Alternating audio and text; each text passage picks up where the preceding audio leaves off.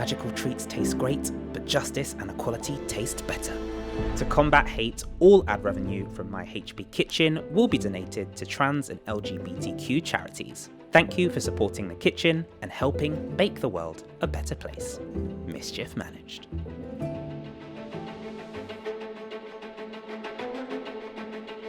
I'm really excited to bring you some brand new recipes, and we'll be in a brand new kitchen. The only question is, how are we going to get there? I don't know. I'm going to enjoy some donuts in the meantime while I think it through. See you next time. Gryffindor.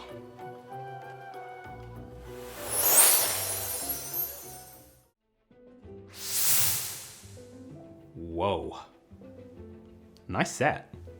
Hello witches, wizards, and welcome back to my Harry Potter kitchen, the YouTube series where we are baking our way through the wizarding world. We are back for another season as we tackle the Prisoner of Azkaban, and you know we are in for some great treats. If you're new to the kitchen, let me explain the process to you. We're going to read through the book, and every time we find an item of food or drink, we're going to create a recipe.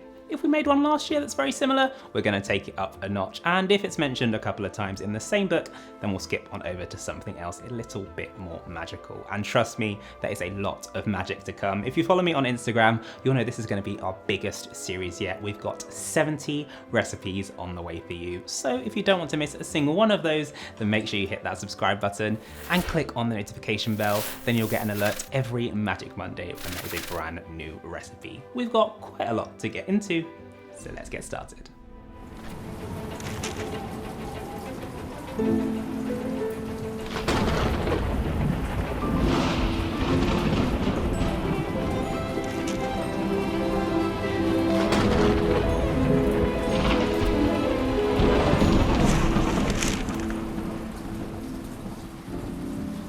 Our first Prisoner of Azkaban recipe can be found in Chapter 1, Outpost, as Harry is spending his summer at Privet Drive.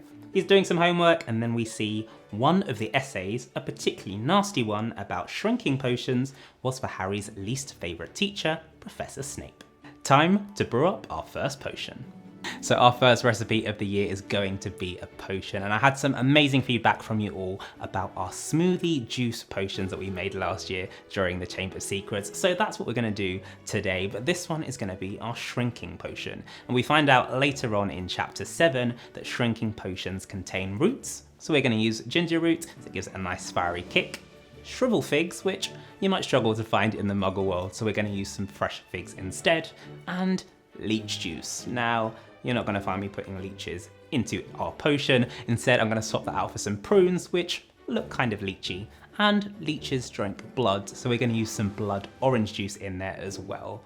I'm going to brew this one up so you get an amazing depth of flavour, and then I'll show you how to finish it off with a little bit of bubbly magic. To begin, we're going to prepare our potion ingredients, starting with our ginger root. So I'm just going to peel that, give it a good wash as well, and then I'm going to slice it thinly.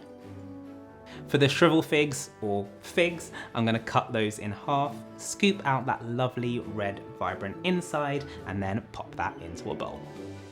Our prune leeches are up next, so I'm just going to cut those in half and remove the pips. I've gone for tinned prunes that are soaking in syrup, so they'll also add an extra element of sweetness to our potion. To cut through some of that sweetness, we're going to use limes, so I'm rolling my lime on the worktop just to help release the juices, cutting that in half and then squeezing it out.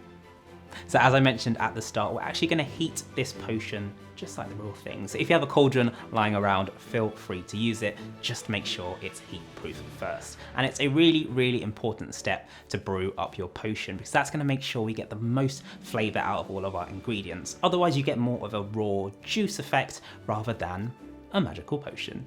This is what you need to do next. Now is a good time to place your saucepan or cauldron onto a medium heat. I'm then going to add in the lime juice along with the ginger and our figs. Heat this through until the mixture starts bubbling and stir it through so nothing sticks. You want to cook this for about 2 to 3 minutes until both the ginger and the figs have started to soften. At this point you can add in the prunes and then mix that through too. After another minute, the base of your potion will be ready, so I'm now going to add in our liquid, which is going to be the blood orange juice. Make sure you give this a good shake, just in case anything has settled to the bottom, and then pour into your pan.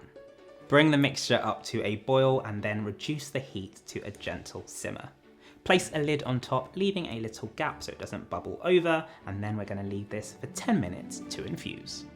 Now, the best thing about these smoothie potion recipes is that you can tailor the ingredients to suit your taste. So feel free to play around, add in a little more or a little less of any of the ingredients that we've put into our shrinking potion and find out what works best for you. It is important to taste as you go along, so once you've got that base and once you've added in your juice. And if you want something a little bit sweeter, feel free to add in some of the syrup that your prunes were soaking in, or if you want it a little bit more sharp, then add in some limes. Of course, you can serve this with the chunks of fresh ingredients if you like, but I prefer a smooth potion. I'm going to let this cool down slightly before transferring it into my blender and then blitz it through until it's nice and smooth. The next step is going to be to remove those seeds, so I'm going to pass this through a sieve and then press it through.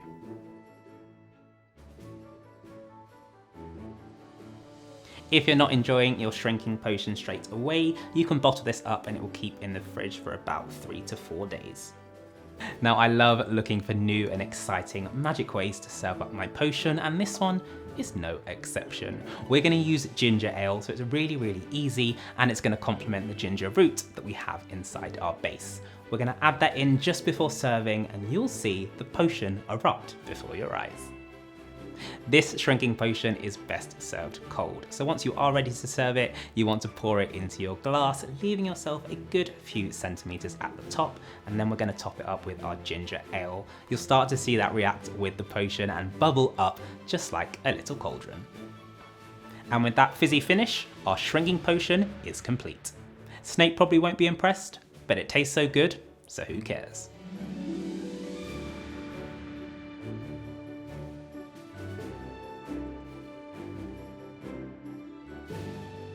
So there we have it, our shrinking potion is complete, and not only does it taste amazing, it's super easy to make and it's packed full of vitamins and minerals, which is going to give you a little health kick. I definitely recommend you give it a go, whether you're looking for something new to try in the morning or you're having yourself a little Harry Potter dinner party and you need something to cleanse your palate. Let me know down below in the comments what you think of this recipe and if you're going to give it a go. That is all for our first recipe from the Prisoner of Azkaban, but there is so much more on the way. So if you don't want to miss any of them, make sure you hit that subscribe button and click on the notification bell. Then you'll get an alert every Magic Monday when there's a brand new recipe. I'm gonna drink this potion and shrink, so I'll see you next week.